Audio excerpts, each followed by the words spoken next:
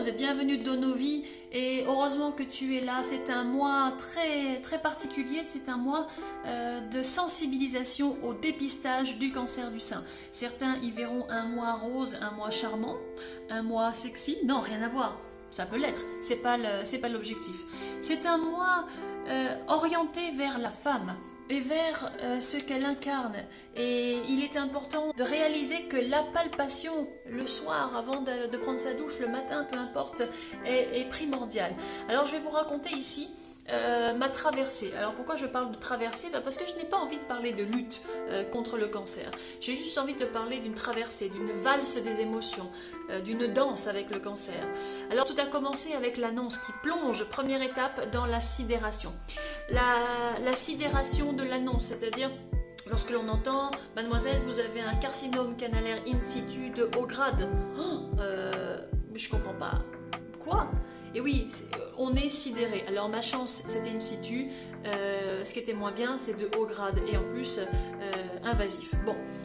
Eh bien, cette annonce-là plonge dans un état de sidération et cette sidération-là laisse place à du déni. C'est-à-dire qu'on se dit « Oh, ok, bon, je viens d'apprendre que j'ai un cancer, bon, faut l'avaler, mais en même temps, on soigne bien maintenant du cancer du sein. » Et puis, on entend ça, les gens autour de nous disent « Oh mince, ma pauvre, oh non, c'est terrible, oh tu sais, en même temps, c'est comme le cancer de la prostate, on soigne bien ça, tu vois, maintenant. » Ouais, ça va aller, ça va aller. Non, mais c'est bien, tout ça, c'est toujours dit avec bienveillance, mais c'est pas si anodin que ça. Même si on s'en sort, même si on soigne, ça reste quand même un cancer dont il faut parler. Et justement, Octobre Rose est là pour nous rappeler l'importance d'en parler et du dépistage. Alors, cette forme de déni-là, de j'ai un cancer, c'est pénible, mais bon, plonge à un moment donné dans une troisième étape que l'on va appeler l'étape de la colère. C'est-à-dire, je suis à un moment donné en colère parce que j'ai bien réalisé que j'ai un cancer. Et donc là, je suis en colère contre mon corps qui a laissé cette cellule s'installer. Cette cellule-là, plus que s'installer, je veux dire rentrer dans mon corps, cambrioler mon corps. C'est une cellule anarchique, une cellule voyou, sans foi ni loi. Elle est rentrée comme ça et moi, je m'en suis pas aperçue. Mais comment cela est-il possible? Et alors, on s'en veut, on culpabilise, on en veut à la vie, on en veut à l'injustice. Et cette période de colère-là, inexorablement, glisse vers la dépression. Et la dépression, pourquoi? Parce qu'il y a une certaine peur de l'inconnu. Quatrième étape, la peur de l'inconnu. Je sais pas ce qui va se passer. Je lis des livres, j'essaye de comprendre, je réalise, je comprends qu'on me parle d'une cellule anarchique, sans foi ni loi, qui se multiplie. Mais que va-t-il se passer? Quelles sont les étapes? Et puis, je suis opérée par qui? Où? Comment? Et est-ce qu'on va m'enlever un sein? Est-ce qu'on peut garder? Est-ce qu'on peut faire la chirurgie en même temps? Toutes ces questions-là qui, à un moment donné, plongent la patiente dans une dépression. Et je crois que cette dépression-là est vraiment importante. Parce qu'il y a une perte de sens. Et dans cette perte de sens-là, finalement, on y retrouve du sens. Mais on ne peut retrouver du sens et se réinventer que si on a perdu du sens. Et alors on perd du sens parce que, et en ce qui me concerne, je suis enseignante en hypnose et je me disais mais je ne peux plus enseigner, je me sens pas légitime, je me sens plus légitime d'enseigner parce que j'enseigne le stress, comment combattre le stress, la pensée positive, etc. Et puis je suis atteinte d'un cancer, je suis plus légitime, je veux plus enseigner. Et cette perte de sens pour moi a été essentielle parce qu'elle m'a permis de me renouveler, de me régénérer. Donc cette perte de sens là, due à la peur de l'inconnu, elle est fondamentale et je crois qu'il est important de la vivre. C'est la raison pour laquelle j'en parle.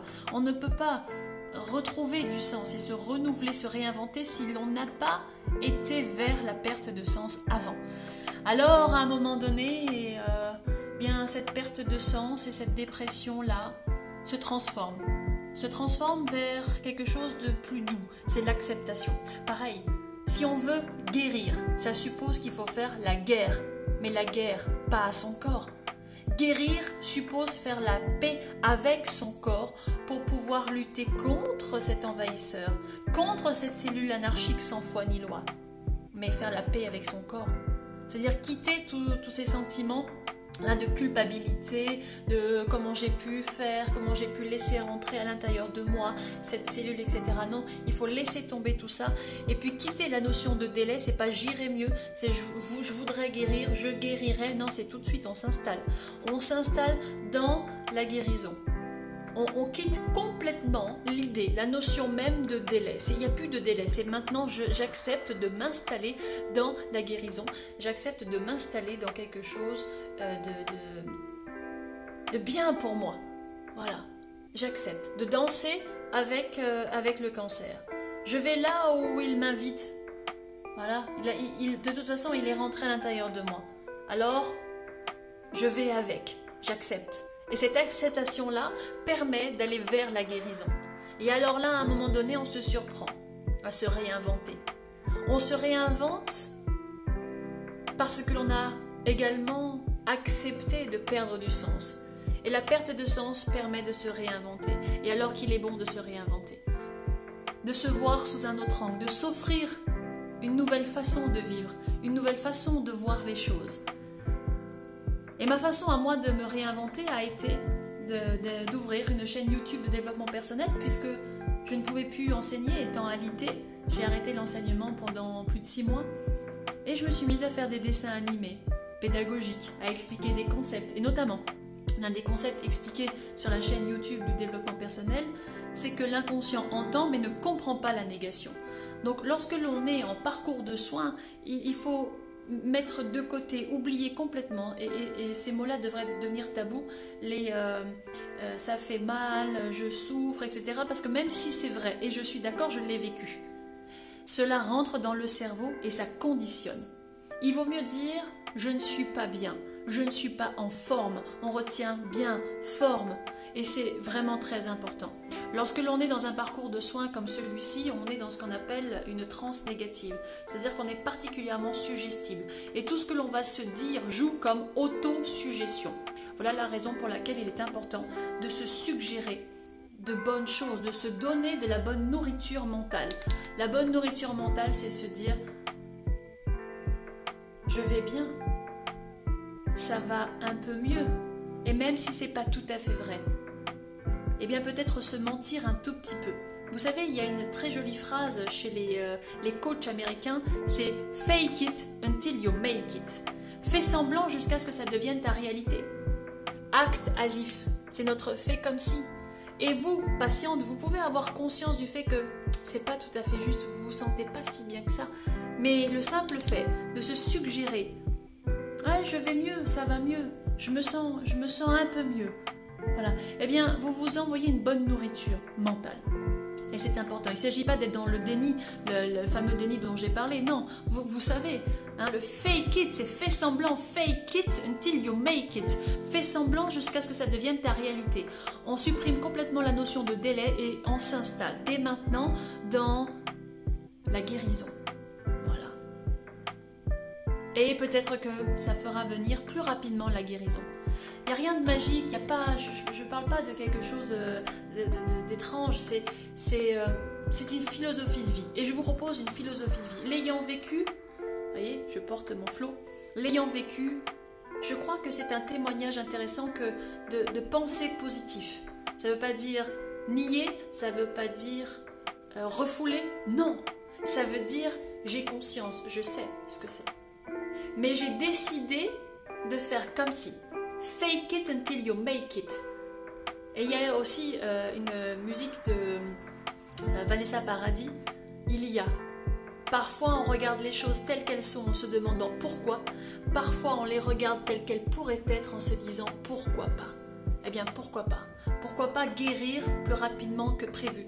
Pourquoi pas faire la guerre à la cellule anarchique et faire la paix avec moi. Un beau programme. En tout cas, c'est mon témoignage, c'est ce que j'ai vécu. J'avais vraiment envie de faire part, de participer à cet octobre rose. Je suis disponible pour en parler. Je suis en fin de parcours et je suis heureuse de m'être réinventée. Vous pouvez me retrouver sur la chaîne YouTube du développement personnel. C'est un honneur pour moi aujourd'hui de pouvoir porter ma pierre à l'édifice d'Octobre Rose.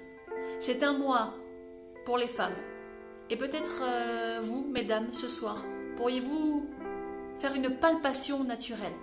Il suffit tout simplement de poser sa main sur son sein et puis de sentir comment il est. Et il y a plein d'informations que l'on peut trouver sur internet, comment faire une palpation naturelle. S'il y a une boule, vous la sentez. Voilà. Et si vous la sentez, réagissez. Voilà.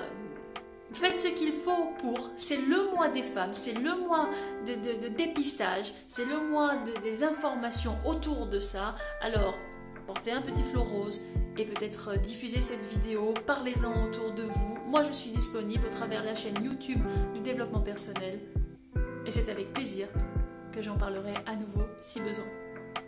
Belle journée à vous, à bientôt.